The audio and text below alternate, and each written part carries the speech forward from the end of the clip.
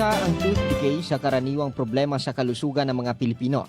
Ayon sa mga eksperto, maiiwasan ito sa pamamagitan ng tamang pangangalaga sa ngipin at bibig. Inirerekomenda ang pagsisipilyo ng ngipin 2 beses kada araw gamit ang fluoride toothpaste. Mahalaga rin ang pagpo-floss araw-araw upang matanggal ang dumi sa pagitan ng ngipin. Ipinapayo rin ang pag-iwas sa matatamis at acidic na pagkain o inumin at ang pag-inom ng sapat na tubig, lalo na kung may fluoride.